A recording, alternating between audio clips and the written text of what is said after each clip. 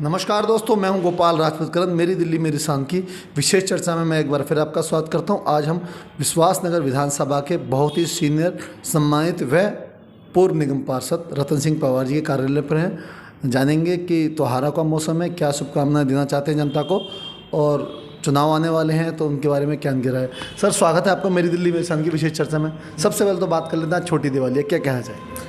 नहीं, दिवाली की बहुत बहुत शुभकामना पूरे क्षेत्र के लोगों को। तमाम जो जान पहचान के लोग हैं उन सबको मैं हार्दिक बधाई देना चाहता हूँ इस छोटी दिवाली के मौके पर। और आगे जो आपने चुनाव की भी बात की है, चुनाव देखो निगम का आ रहा है, होगा या नहीं होगा, ये सब छुपा छुपी का खेल हो रहा है। लेकिन अगर होगा तो उसमें अब जनता उतनी वो नहीं रहेगी है। जनता अपना कैंडिडेट चुनेगी। उछल कूद मैं कर लूँ, कोई और कर ले, लेकिन अब जनता वोट सोच समझ के देने वाली है। और सब अक्सर एक बात देखी जाती है, जब आपके निगम पार्षद हुआ करते थे तो एक निगम पार्षद एक पारिवारिक स्थिति में रहता था। अपने साथ के लोगों को, या ये कहें कि क्षेत्र के लोगों को परिवार मानता था, और सुख दुख में शादी ब्याह से लेकर किसी की बेटी की शादी होती है तो कन्यादान तक वहाँ करने पहुँचते थे। पर आजकल के जो नेता हैं ना, वो अपने आप को एज एक कंपनी की तरह प्रमोट करते हैं। और पिछले 17 साल में विश्वास नगर की जो दुर्दशा हुई है उस पर क्या कहना चाहिए? देखिए, उसके बारे में तो मैं क्या कहूँगा, आप लोग सब जानते हैं, क्षेत्र के लोग जानते हैं। वो तो जब चुनाव होता है तब जनता उनको बताती है, बीच में कुछ उनकी पावर होती नहीं। चुनाव आएगा तो जनता की पावर है, तो उनकी जो सफ़ेद पोशी है उसको सब समझा देती है जनता कि भैया तू जा, इतने दिन उछल कूद लिया, अब जा। जो काम करेगा, हमारी समझ में तो यह है, जो काम करेगा वो क्षेत्र में रहेगा। जो आपके टाइम में एक बात देखी जाती थी, मान लीजिए रतन सिंह पवार से किसी को मिलना है, रात के 12 बज रहे हो, सुबह के 6 बज रहे हो, आप उपलब्ध रहते थे। पर आजकल के नेता टाइम लिख देते हैं, हम 10 बजे से 12 बजे तक मिलेंगे, और उसके बाद लेकिन जब चुनाव वोट मांगने जाते हैं तो वो जब मर्जी लोग घरों में घुस जाते हैं वोट मांगने के लिए। इस पर क्या कहेंगे? नहीं, इस पर देखो, ऐसा है कि अपनी अपनी सोच है। हम लोग ज़मीन से निकले हैं, हमें मालूम है कि जनता की क्या परेशानी है। चुनाव में जीते तब भी हम जनता के साथ रहे, नहीं जीते तब भी जनता के साथ रहे, और चुनाव लड़ने से पहले भी जनता के साथ बहुत बारीकी से हम लोग रहे, और जनता ने मान और सम्मान बहुत दिया। आज के दिन में उनका पूरी अपने क्षेत्र की जनता का स्वागत करना चाहता हूँ, धन्यवाद करना चाहता हूँ। लेकिन हमने एक सेवक की तरह से काम किया। हमने कभी अपने आप को ये नहीं समझा कि हम निगम पार्षद हो गए, उससे नहीं मिले, इससे नहीं मिले। जो आदमी गेट तक आ गया उसको चाय पानी पिलाना और उसका काम करना, और उसने ये कह दिया कि मेरे साथ चलो, तो उसके साथ भी जाना और जाके वहाँ खड़े होकर उसका काम कराना हमारा फ़र्ज़ था, हमारी ड्यूटी थी वो।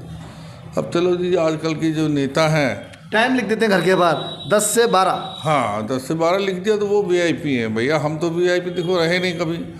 हम तो सिंपल आदमी थे जनता के, आज भी सिंपल है। आज भी कोई आ जाए तो आज भी मना नहीं है। कांग्रेस दोबारा उभरेगी, अभी ये लग रहा है इस चुनाव?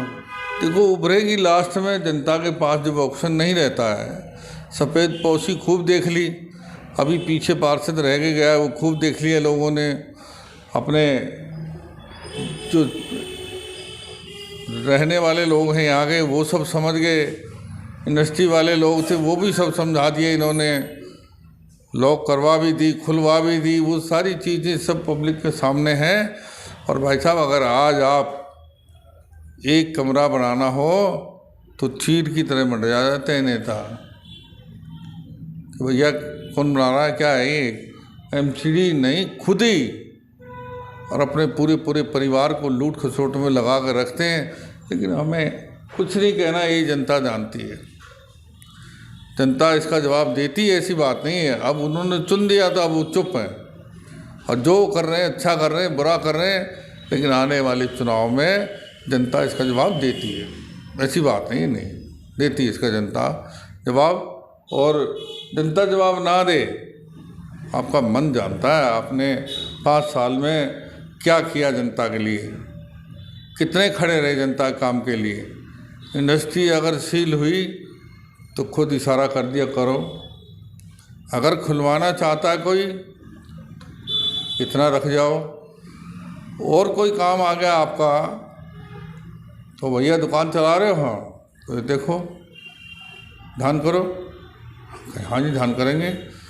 और कोई झाड़ू का, सफाई का और गंदगी का ठीक करने का, गली कूचे को बनवाने का इधर कोई ध्यान नहीं। कोई अगर गली बनी हो 5 साल में, कोई विकास का काम हुआ हो, कोई सड़कें बनी हो तो कोई बता दे हमें। सब जगह तोड़ फोड़, 18 क्वार्टर की रोड तोड़ दी, कस्तूरबा नगर को तोड़ना चाहते हैं, संजय कॉलोनी का ऑर्डर आ गए, रजिस्ट्री हो रही थी बंद हो गई, उसको भी तोड़वाना चाहते हैं। और आपके वो आनंद विहार में दुनिया पड़ी उनको तोड़वाना, गरीबों को उजाड़ना चाहते हैं। उजाड़ दो, उजाड़ दो। तुम तो अमीर ही पैदा हुए थे, अमीर ही हो, लेकिन गरीब को भी हक है इस देश में रहने का। जो जहाँ बैठा है उसकी व्यवस्था आदमी करनी चाहिए। हमने बिजली दी, पानी दिया, वहाँ पे व्यवस्था दी, सड़कें दी, राशन कार्ड दिया, सबकी पेंशन लगाई, सारे जो ज़मीन के काम थे वो सब किए हमने। आप उन्हें किस प्रकार देखते हैं? आपने लगभग 5 से 7 हज़ार लोगों की वृद्धा की पेंशन भी लगाई थी, आज वो एक व्यक्ति को भी नहीं मिल रही, उसे किस पर नहीं मिल रही? वो देना नहीं चाहते ना जी। उनका तो गरीब से कोई मतलब नहीं है।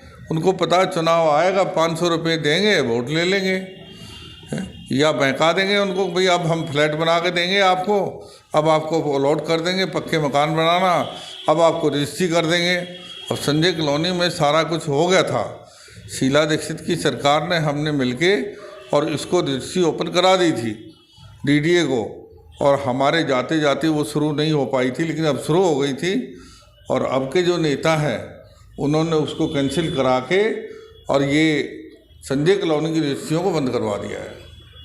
10-15 इनका मानना है कि ये जो रजिस्ट्रियाँ बंद हुई हैं कुछ लोगों की होने का, ये जानबूझ के सोच समझ के ऐसा काम किया गया है, और आजकल के जो नेता हैं वो अपनी दुकान चलाते हैं, ना कि समाज सेवा करते हैं। मैं मेरी दिल्ली मेरे शान की विशेष चर्चा के लिए गोपाल राजपूत करण आपसे यहीं विदा लेता हूँ। नमस्कार।